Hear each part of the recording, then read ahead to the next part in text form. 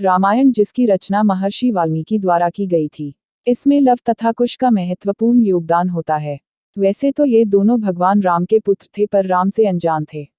Love और कुश बड़े होनहार बालक थे। उनका जन्म तमसा नदी के किनारे वाल्मीकि आश्रम में हुआ था। वे अपनी माता सीता के साथ के किसी आश्रम में रहते थे। बाल्यकाल में समय महर्षि वाल्मीकि नियम का पालन पोषण किया और उन्हें संपूर्ण विज्ञान का ज्ञान दिया।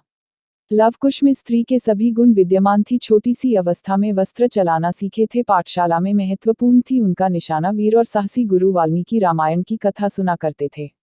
उन्होंने रामायण की कथा कर ली थी। रामायण की कथा का कार्यक्रम था। एक दिन सीता ने आश्रम के बाहर कुछ और सुना तो उस तरफ दौड़ी। रास्ते में कुछ मिल गया। उसने बताया कि आश्रम में एक सुंदर घोड़ा आ गया है।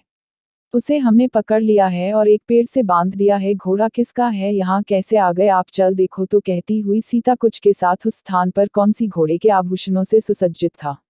उसकी गर्दन पर एक स्वर्ण पत्र लटक रहा था। स्वर्ण पत्र पुराण कथा। यह राजा रामचंद्र के अश्वमेध यज्ञ का शो है। यदि कृषिता घबरा गई। सीता ने कहा तुम उसे शीघ्र छोड़ दो। लव ने कहा हम इसे नहीं छोड़ेंगे, यह बहुत सुंदर है, तुम नहीं जानते इसके पीछे से ना हुई। सीता ने कहा क्यों नहीं छोड़ेंगे, हम ऐसे पकड़ा है, हमारा है। कुछ बोला। सीता ने छोड़ दो, नहीं तो हम यूज करती है। सीता धर्म लाने के लिए चली गई। क्या पिता पुत्र में युद्ध होगा। सीता अज्ञात होती है। क्या है, हमारा है, कैसी बातें करते हो बालको, यह कोई खेल नहीं है। अरे यह राजा राम के अश्वमेध यज्ञ का अशुभ है, इसी वही पकड़ सकता है जो राम से युद्ध करने को तैयार है। तुरंत ही कुछ नहीं उत्तर दिशा में है। क्या दिखाता है रे सैनिकों को। बालकों की बातें सुनकर बाल लगी। वह थोड़ा खोलने के लिए आगे बढ़ा। कुश ने उससे कहा देखो सैनिक, हम नहीं चाहते हैं कि हमारे बालों से मारे जाओ, इसलिए घोड़ा खोलने का प्रयास मत करो, चुपचाप लौट जाओ। सैनिक नहीं माना।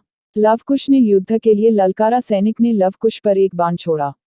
लव ने बाण के 2 टुकड़े कर दिए। दोनों ओर बाण चलने लगे। अंत में लव कुश ने सैनिक को हरा दिया। उन्होंने सैनिक के दोनों हाथ पीछे बांध दिए और उनसे कहा जाकर अपने सेनापति से कहो कि सेना लेकर लौट आए और किसी दूसरे घोड़े का प्रबंध कर ले। सैनिक चला गया। लव कुश सेना को रोकने के लिए चल दिए। सामने से एक विशाल सेना आती हुई दिखाई दी। आगे आगे रथ पर सेनानायक सवार था। राम ने लक्ष्मण के पुत्र चंद्रकेतु को अश्व की रक्षा का भार सौंपा था। वह इस सेना का नायक था।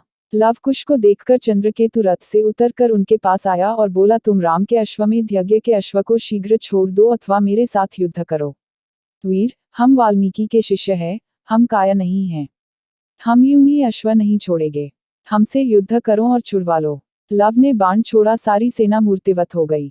इधर सीता वाल्मीकि महर्षि के पास पहुंचकर घटना के बारे में बता रही थी कि एक तपस्वी आया और हाफते हुए बोला महर्षि शीघ्रता कीजिए, लव कुश के बाणों से लक्ष्मण मूर्छित हो गए हैं। सीता यह सुनते ही व्याकुल हो उठी। महर्षि वाल्मीकि थोड़ा मुस्कुराए, फिर सीता से बोले दुखी मत हो बेटी, जो कुछ हो रहा है शुभ ही है। उधर अयोध्या से कुछ ही दूरी पर विशाल यज्ञशाठाई बनी हुई थी। आवश्यक तैयारियां चल रही थी। राम प्रसन्न थे कि अश्वमेध यज्ञ का अश्व अब बिना रोक टोक के बढ़ा चला जा रहा था। इतने एक सैनिक घबराया हुआ यज्ञशाला में आया। राम को सादर सिर झुकाकर बोला महाराज, सारे देश का भ्रमण करने के बाद अश्व लौट रहा था, तब वाल्मीकि के आश्रम के लव और कुश नामक 2 बालकों ने इसे पकड़ लिया। हमने उन्हें समझाया, वे नहीं माने, आखिर युद्ध करना पड़ा। वे साधारण बालक नहीं है महाराज, उनके बाणों से हमारी सेना के अनेक वीर मूर्छित हो गए हैं, वीर लक्ष्मण भी मूर्छित हो गए हैं। यह सुनते ही राम रथ पर सवार हो महर्षि वाल्मीकि के आश्रम पहुंचे।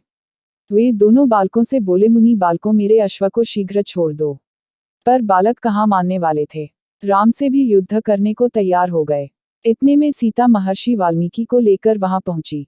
राम को सामने देखकर वाल्मीकि ने कहा लव कुश, तुम मुझसे अपने पिता के बारे में जानना चाहते थे, यही तुम्हारे पिता हैं, अयोध्या के राजा राम। यह सुनकर राम ने लव कुश को बाहों में भर लिया।